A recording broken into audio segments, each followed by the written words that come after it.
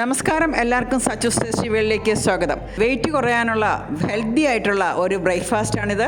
അതിന് വേണ്ടിയിട്ട് 2 മുട്ട, പകുതി സവാള, cauliflower, broccoli, green chilli, carrot, mushroom ഇത്രയും ഞാൻ എടുത്തിട്ടുണ്ട്. ഇതെല്ലാം ഞാൻ കട്ട് ചെയ്തെടുത്തു.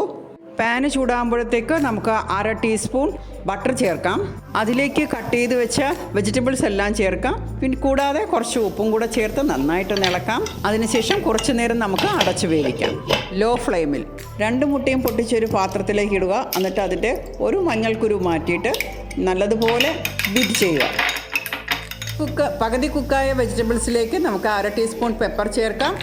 അതിനുശേഷം നമുക്ക് അടിച്ച് വെച്ച അല്ലെങ്കിൽ ബീറ്റ് ചെയ്ത് വെച്ച മുട്ട നമുക്കതിലേക്ക് ചേർത്ത് നന്നായിട്ടൊന്ന് ഇളക്കിയെടുക്കാം.